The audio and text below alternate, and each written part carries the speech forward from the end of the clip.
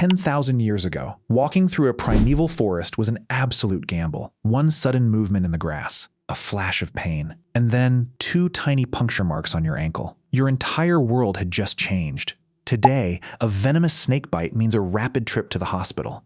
Doctors monitor your breathing, test your blood, and give you antivenom. But 10,000 years ago? There were no hospitals, no emergency rooms, no ambulances, and definitely no guaranteed medicine waiting at the end of the trail. So what did ancient humans actually do? How did our ancestors survive animals that could kill them within hours? And here's the question that changes the entire story. How many people we imagine as being miraculously cured were never fully envenomed in the first place? When those fangs sank into their skin, our ancestors didn't know about neurotoxins, hemotoxins, or how venom disrupts nerves and destroys the body's ability to clot blood. But they understood one thing immediately. Something had bitten them, and something was terribly wrong. Their first defense wasn't medicine. It was instinct. Stop moving. Get away from the snake. Stay calm. Rely on the people around you. Physical exertion increases circulation, which can spread venom faster through the body. So staying still became one of the most important first aid strategies they had.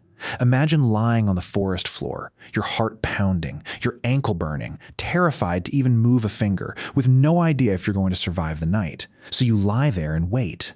But humans don't survive by instinct alone. They survive by remembering. Generation after generation, hunter-gatherer communities built enormous knowledge about their environment. When someone was bitten, communities tried various remedies: bindings, incisions, suction, and local plant preparations. However, many of these treatments couldn't remove venom that had already entered the body. Cutting the wound introduced infection, suction couldn't pull deeply distributed venom back out, and tight tourniquets severely restricted blood flow, potentially causing permanent tissue damage. Ancient people weren't stupid. They were fighting an invisible biological weapon without microscopes, chemistry, or blood tests. They could only observe the swelling, pain, weakness, bleeding, and whether the person lived or died. And this is where the story gets really interesting. Sometimes the treatment didn't save them. Chance did. Not every snake bite is a venomous envenomation. Some snakes deliver a defensive strike with little or no venom, known as dry bites. This creates a fascinating psychological trap. Someone gets bitten, the healer applies a plant, the victim is kept still, hours pass, and the person survives. The community concludes that the plant and the ritual worked. The treatment becomes part of tribal knowledge and gets passed down for generations. But if the snake never injected venom in the first place, the person was never severely envenomed. Nobody could know that. This is how traditional medical knowledge became a strange mixture of genuine ecological wisdom, useful symptom relief, and treatments that simply appeared to work because the patient survived despite the treatment, not because of it.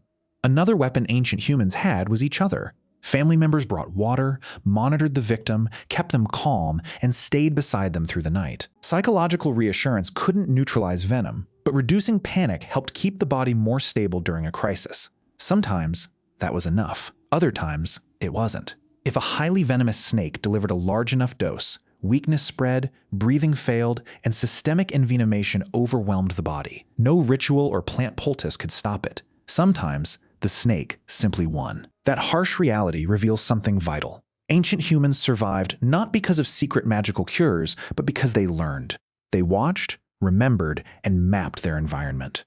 Over thousands of generations, that knowledge accumulated, leading them to discover something far more powerful than any emergency treatment: prevention. Don't step where you can't see, don't disturb animals unnecessarily, and avoid the bite before it happens.